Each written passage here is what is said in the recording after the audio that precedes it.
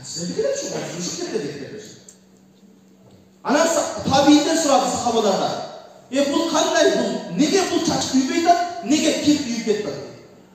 Oşo mezgilde sahabalar aytar. Peygamber aleyhisselam denizine diyen nese kızı olabilir. Bu mendil, bu platoçka Peygamberimizin denizine diyen. Alem anda cavuşkan kirler Peygamberimizin denizine diyen emez. Oşo için alar diyor, bir o platoçka büyübeydi. Gördünüzler mi? Bizim acekelerimizde emne üçün acılar kelgen mezgilde elimiz tabarruklu betine sürtüşü. Ne için? Bu ihlas yürekli. Peygamber aleyhisselam basıp gelgen жерді basıp geldi. Peygamberimizin baskan izlerinde jürüp geldi. Peygamber aleyhisselam aylangan tavaf kılgan Kaaba'nı görüp tavaf kılıp geldi. Peygamberimiz aleyhisselam жүрген Arafat dostuna jürüp geldi. Oşo sebepten andan tabarruk kılacak. Bizi çoğatağız 2006 yılları acığa varganda da oşo başlayınca taşlakamız başlayınca. Kamsillerde bir vardı kimleri taşlar. Ne juttan da bu? Ne biri oşonu kelip atkan acekeni. Oşol adamlardan biri ölsün aydınız. Kim uşul acekeni Kuday dep dese biri men değil. Eşim Kuday demeyin al жерде şirkin ciddi da çok. Balkim bu emne жүрөктөгү dinde olgan ihlas. Жүрөктөгü Peygamberimiz aleyhisselamda olgan ihlas. Жүрөктөгü Makka Madina'da olgan ihlas. Peygamberimiz aleyhisselamdın baskan izlerine olgan ihlas.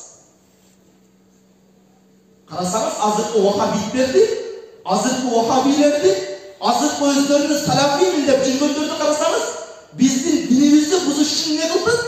Uşunday жүрөктөгü ihlasy жок kıldı. Жүрөктө ihlasy жок insanın ibadatынан пайдаланат. Жүрөктөгü ihlasыбызды şirkке жорутат, анын ibadатынан пайдаланат. Vahabilerдин tutунган жолун караңыз. Vahabilerдин динди бузушка болгон жолун караңыз. Алардын динди бузган болгон багытын караңыз. Себеп алдында ne kıldı? Türkiye'de oldu, Orta Asya'da oldu. SSR doğrunda, başka doğrunda. Aksakalları telip ne dedi? Namaz okuyasın, oruç okarmamayısın dedi. Şu aksakalları taştabattı orozası. Namazını taştabattı o. Geçer dinden çıkıp kafir olup gitti. Anday bolgan çok. Emneki musulmanlık buzuş için sen namaz okuwa dep buzalbaydı kesin. Sen ibadat kılma dep buzalbaydı kesin. Sebep musulman anı menen buzulbaydı hiç kaçan. Anan bu emne kıldı? Bu jörtler, bu din, gayri dinler, dindi buzganga ekinci metod ortaya. Ekinci metod oşol ele, bulardın жүрөгүндөгү ihlasты кетирбесек, bular hiç kaçan dinden çıkmaydı. Oşol üçün bizdin жүрөгүбүздөгү ihlasыбызды bular şirkке жоруп атат. Özlerinden çıkan, atayın dayatap çıkan Mr. Haffer degen Fransiyalik bir jöğüt bolgon Mr. Haffer. Al din alımı olup, din alisi olup yetişken. Kitaplarga qanchasına özgörlük kirgizgen. Uşuğa oşuğan amallarının barını oşuğan jöğütlerden dayatap çıkan alımlar kılınat. Fransiya başka oşuğan kavr memleketlerden dayatap çıkan alımlar kılınat. Dindi üşentip, körüngön bizdin жүрөгүбүздө ihlaslarımızdı, dinge olgan muhabbatımızdı şirkке жоруп oldurup bizdin жүрөгүбүздө muhabbatты kaldırbaydı. Bu nersene жол бербейди. Körüngön nerseni şirk degенге жол бербейди. Körüngön nerseni aram degенге жол бербейdi. Ötkөнкү жумаларда айттым, дагы айтабыз. Бардык жердеги маселе ушул кыйын маселе. Дамлабыз бар мына жерде отура. Bir ayında bir eski damla var, canında bir canı damla var, molda mağa oşuğan jaş bala var. Ana canı damla, jaş bala veren Cenab-ı eski damlanın tipini geliştirdi. Kimisini uç direksin oyumuz boyunca. Azızlı Vahabiler aytatmış, na'udhu billah. Buna o aksakallar ölsün, anan keyin dini ölçüp deydi. Na'udhu billah mezayik. Men aytamın, uşul aksakallar barında dinde kalmap kalmasa, erte kalmay albayız dep aytam. Sebep uşul aksakallar gördükleri geçeni ihlasты. Uşul aksakallar gördü dinde olgan muhabbat kandaydı. Oşol üçün eğer uşul ayında kaysıl jerde uşunday fikir gelişmeslik bolsa, mağa oşoğun jaşka köngül burba, oşol жердин aksakalına köngül bur. Sebebi aksakalı aldırkı damlalardı görgön, aldırkı ihlaslууларды görgön, aldırkı dinge bekemlerdi görgön, sayızdagın sındıralmagandardı görgön. Sayısın oşunca kıyınçılıkta sınmağanlardı görgön. Oşun mezgilde dini çetkizgenlerdi görgön. Oşun mezgilde ibadatı bekem kılganlardı görgön. Oşun mezgilde ilimge bekem olup, үңкүрлөрдө сабак алгандарды көргөн. Bunun жүрөгүндөгү ыхлас жоголбойт. Бул өзү кетет, анан ыхласы кетет. Ошон үчүн мен кайсы жерге барганда айткан сөзүм, аксакалдын баарында динди кармап калалы жаштар. Ошол аксакал дамаларыбыз баарында динди бекем кармап калалы. Эртең мына вахабит чыкканда динсиз кылат бизди. Жүрөктөгү ыхласты жок кылып бизди динсиз кылат. Жүрөктө ыхлас калбаганда динден пайда калбайт. Пайгамбар алейхисалам хадисинде айтат, кыяматка жакын исламдын ислам деген атынан, Кур'андын Кур'ан деген атынан, намаздын намаз деген атынан башка эч нерсе калбайт. Ыхласы калбайт, башкасы калбайт дейт. Ошол доорго жакындап барабыз. Ыхлас калбайт бул жакта. Мына умрага баргандар кебилер, умрада жүргөндөр. Ошол жерде кетет экен, сапарда сүннөт окуйбу. Кана ыхлас динге болду. Сапарда сүннөт таштаса болор дейт. Аулубилла. Умрага баратканыңызда эгерде ошондой бир умра башчыга жолугуп калсаңыз, кулагыңызда калдын сырга, сүннөттү таштаса, зикирди таштаса, аны дин адиси деп билбеңизсиз. Аны дин адиси деп билбеңизсиз. Андан узак болуңуз сиз. Себеби сиз динди аталарыбыздан көрүп келдик, аталарынан ошентип биздин динибиздин санжырасы пайгамбар алейхисалам аткан. Мына вахабиттер биздин динибизди бузбас. Ошончо айтып, умрага барганда, башка барганда, сапарга чыкканда, сүннөт окуганды көрөсүзбү? Сүннөттү таштап чыгып кеткенди көрөсүзбү? Аны менен керек болсо учурашпа. Пайгамбар алейхисалам хадисинде айтат: "Ман вахкара сахибал бид'a факаннама а'ана ala hadmil islam." Ким bir bid'atçını урматтаса, bir bid'atçını сыйласа, ал исламды бузган менен барабар. Ал исламдын бузулушуна себеп болгон менен барабар. Эмне үчүн? Себеп бул bid'atчы элдин ыхласыны, жүрөгүндөгү ыхласын жок кылды. Ошондой сиз bid'atчыга жолугуп калсаңыз, наузубилла, качыңыз андан. Узак болуңуз андан. Пайгамбарыбыз алейхисалам башка хадисинде келет: "Саяти заманун аля умма." Үммөткө бир заман келет. Үммөткө бир инсандар чыгат. Al-kazzabun ad-dajjalun. Алар даджал, каззаб болушат, жалганчы болушат. Ya'tunakum min al-ahadith ma la tasma'una antum wa la abaukum. Алар силерге ушундай бир сөздөрдү айтат, ушундай бир сирин сөздөрдү айтат. Силердин аталарыңар да, чоңоталарыңар да укпаган сөздөрдү айтат. Ошол каззабтардан узак болуңуз, ошол даджалдардан узак болуңуз деп атабыз. Себеп ким көрдү? Аксакалдар айтыңыздар, ким көрдү сапарда сүннөт таштаган алдыңкы адамдар? Ким көрдү намаздан кийин зикир таштап чыгып кеткенди? Ким көрдү диндеги ыхлассыздыкты ким көрдү? Эч ким көрбөдү. Жакынкы 30 жылда пайда. Жакынкы 20 жылда пайда болду. Ошол ыхласты жоготуп албайлы.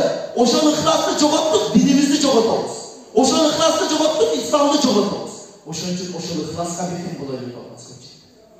Ошол ыхласты бекем кармап калалы. Биздин салтыбыз асмандан түшүп калган жок. Же эки аксакал олтуруп алып туруп эле, ойлоп отуруп эми бир жаңы нерсе пайда кылалы деп эле пайда кылган жок. Биздин салтыбыз 99% динге түшүп. Кана бир салтты мага келип айтчы, мынау салтым динде мынау жерге каршы дечи мага. Мен сага далилин көргөзүп берейин. Канатты мазхабтан далилин көргөзүп берейин. Маселен бизде бир жерде яксанга барсак, маселен мен өзү салттан бир далил айтайын, айтканга айрыша. Бир жерге яксанга барабыз. Мен көрмөдүм ушул салтты өзбектерде, казактарда, башкаларда, орус эч кимисинде көрмөдүм, бирок кыргыздар көргөн ушул салт. Ал салт кайсы? Bir жерге барганда аксакалдарыбызга эт тартылат, тамак тартылат, башка тартылат. Ошол жерден этти бир азын жейип дагы жарымын салып эле, алдындан жерде бир нанга салып алып, чачы менен белине байлап алат эле, анан үйүнө алып келип берет. Азыр эми чыкты ошол салт дагы жакшы болуп, дагы ихсанга болгон мухаббаттары көбөйүп элди. Атайын пакет берип атат, пакеттин ичинде толтуруп да берет. Бул нерсе кайдан пайда болду? Ушунун бир нерсин айтайын. Бул нерсенин пайда болуусу ушул болгон, бул нерсенин пайда болушу. Пайгамбарыбыз алейхисалам бир күнү бир жерге ихсанга барат. Ихсанга барганда билесиздер, пайгамбар алейхисалам будай арпа нанына коюп жеген эмес. Ошол мезгилде жанагы ихсанда пайгамбарыбыз алейхисалам алдына бир нан коюлат. Арпа будай нандан коюлат. Ошол нандан пайгамбарыбыз алейхисалам бир сындырымды сындырат дагы, аны биринчи өзү жейт. Дагы бир сындырым сындырып туруп, сахабалардан бирөө көрөт дагы, мынауну үйдө аялым Айшага алып барып бергиле, канча күндөн бери мындай нан жейли. Өзү эле жеп жүрө берместен үйүндөгү аялы менен бөлүшөт. Биздин аксакалдарыбыз дагы өзү эле ошол жерде көчтү уруп койсо болот эле. Өзү эле жеп койсо болот эле. Бирок өзү жебеди. Пайгамбар алейхисалам не кылыптыр? Аялын дагы ойлоптур. Биздин аксакалдарыбыз дагы ошол өзү эле жеп жүрө бербей, үйүндөгү аялын катын бала чаганы ойлойт. Ошон үчүн пакет көтөрүп, ошон үчүн салып атат.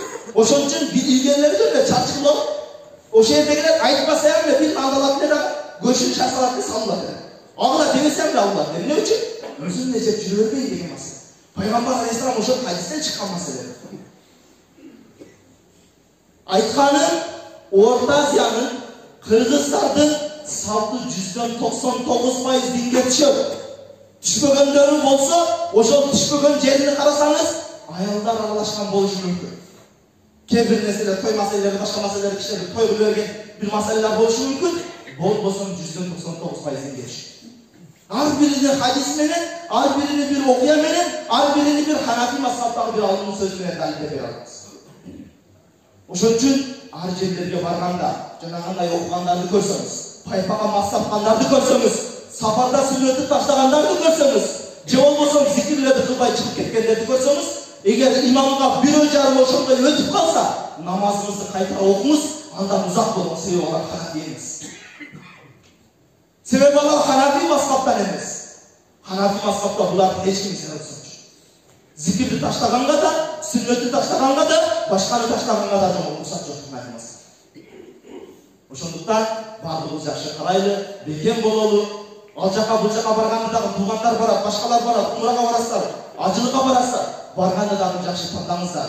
Жакшыларга жолугуңуздар, жакшы Ханафи мазхабты бекем кармагандарга жолугуңуздар. Ошол авардагы дамлардан алып бартат. Оштор Hazreti Ammal'ın şagirdleri Mansur damlar, Aravada Umral damlar apardı. Oşol damlarga, oşol Hanafi mezhebine beken bolgan damlarga eğilir. Oşol damlar menен koşup barsanızlar, oşol jakta sünnetli bolgan muhabbat көрөсүздөр. Sünnetli beken кармагандарды көрөсүздөр. Анан кээ бир салафиттерге түш келип калсаңыздар, анда сүннөт ям таштатат, зикир ям таштатат, аркасынан өлүктөргө анда Кур'ан окуган ям таштатат. Өлүктөрүбүзгө эстетпейт. Ошон үчүн андайлардан узак болойлу, өзүбүздүн ата салттуу аталарыбыз карманып келип аткан салттуу динибизди бекем кармайлы. Ошол бекем кармап, ошол динибизди урпактарга жеткизип берели. Дагы бир сөз, аксакалдар, сунаныш сиздерде. Балдарды медресеге берип атканда, балдарды окутуп атканда жакшы жерге окуталы. Өткөнкүсүндө да айттым, азыр да айтам. Эртең сиздер өткөндөн кийин сиздерди кафир деп жүрбөс ошол балаңыз. Ошол атам ажы келгенде бетине ушинтип шик амал кылган экен, бул мушрик экен деп жүрбөсүн. Чесиз жеген нерселерди арам экен деп жүрбөсүн. Чесиз жеген нерселерди арамкор деп жүрбөсүн. Ошондуктан балдарды окутуп атканда дагы жакшы жерлерге окуталы. Туура динди үйрөтөбүз, Куранды үйрөтөбүз, бирок Куранды туура эмес багыт менен үйрөткөн жерлер болот. أقول قولي هذا وأستغفر الله لي ولكم. السلام عليكم ورحمة الله وبركاته. سبحان ربك رب العزة عما يصفون وسلام على المرسلين والحمد لله رب العالمين آمين. اللهم إنا نسألك علما نافعا وحفظا كاملا وذهنا شاملا وفهما زكيا وتوفيقا لتحصيل العلوم. Жараткан Аллах, биринчиден айтылган аяттарга, айтылган хадистерге амал кылып жашоону бардыгыбызга насип кыл. Я Роббул Аламин, ушул учурга чейин бизге пайгамбарыбыз алейхисаламдан бери динди жеткизип берип аткан бүт бардык машайх, бүт бардык аулиялар, бүт бардык алымдарыбыз, бүт бардык устаздарыбызга, алардын арбактарына Кур'ан окуган Кур'андардын соопторун багыштап, алардын кабылдарын Кур'ан нуру менен нурландыргын Я Роббул Аламин. Ошол аталарыбыз бизге дин жеткизип аткан аталарыбыз, ошол СССР мезгилинде сынбаган, СССР мезгилинде динди бекем кармаган, илимди бекем кармап, намазын таштабай, орозосун таштабай, илимин таштабай бизге дин жеткизген аталарыбыздын кебирлери кабырда, кебирлери тирүү, ошол тирүүлөрдүн өмүрлөрүнөн узак кылгын, кабырдагы Кур'ан нуру менен нурландыргын. Роббана тaqabbal minna innaka antas samiul alim wa tub alayna ya mawlana innaka antat tawwabur rahim. Жараткан Аллах, бизди ахлу сунна Ханафи мазхабта бекем кылгын, адаштырган вахабилерге, дура эмес адамдарга кошулууну бизге насип кылгын. Taqabbal minna innaka antas samiul alim.